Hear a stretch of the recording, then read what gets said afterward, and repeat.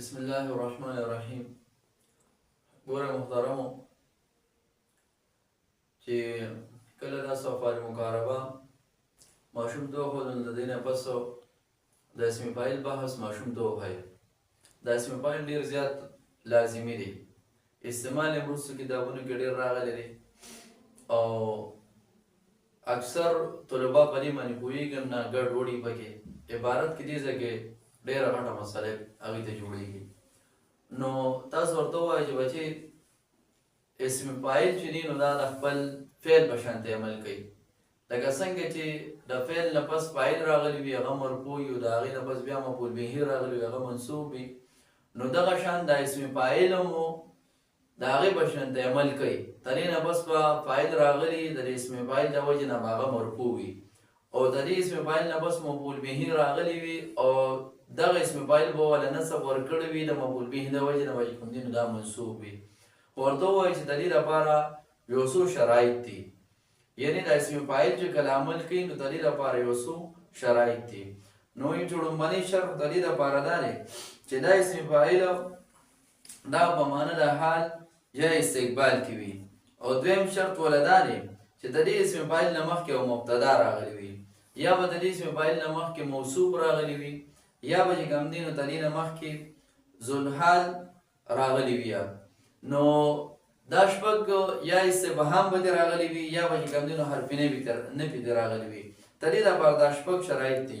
نو دا به بیا د خپل فعل په شان د عمل اله کوي. نو د هغې نه پس به تاسو دې ترکیب ته راولئ اور دی بچې راشو ګور تاسو دلته کې دا زیدون ترکیب چې کوي نو څنګه طریقې سره وکړي نو دی وایي چې دا زیدون دا مبتدا دی.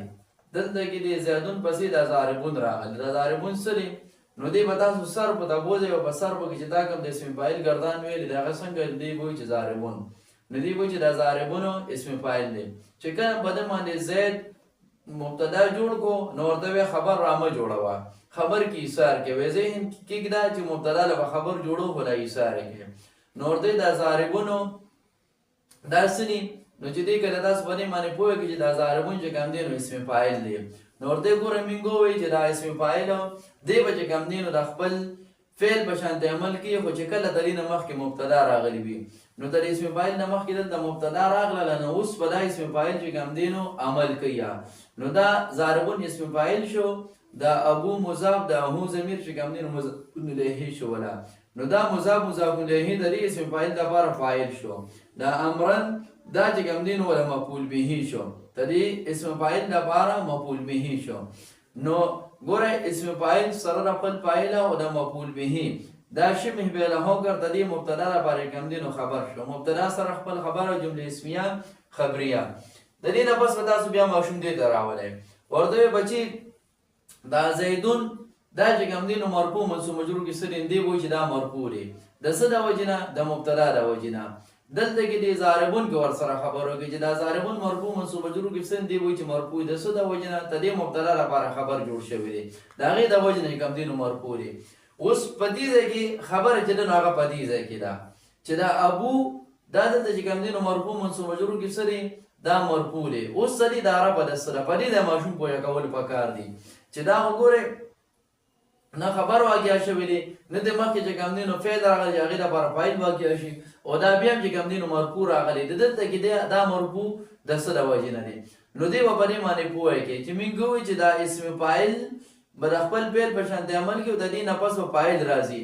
نو دا ابو مرفوع منصوب مجرور کې مرفوع دی د څه د وجې نه د دې اسم فاعل د فاعل د وجې نه یعنې دا اسم فاعل را لګېدلی دی په دې ابو کې یې عمل کړی دی او د ابو له چې کوم دی نو رفع ورکړی ده نو دا د اسم فاعل د فاعل د وجې نه څه شو مرفوع شو.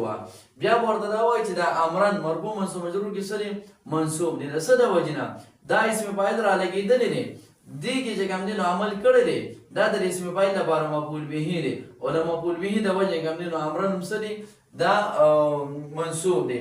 نو په دې طریقې سره ماشوم چې کوم دی هغه پوهه کول پکار دی چې دې د اسم فاعل په عمل باندې پوه شي چې اسم فاعل رب هم ورکوي اسم فاعل چې کوم دی نو نصب هم دا ورکوي او بیا دې دا ته پوښتنه وکړي چې دلته کې مرفوع ولې وي دلته چې کوم دی نو دا منصوب ولې وي نو دې سره ماشوم د اسم فاعل د عمل چې کوم دی نو دا به وپېژني.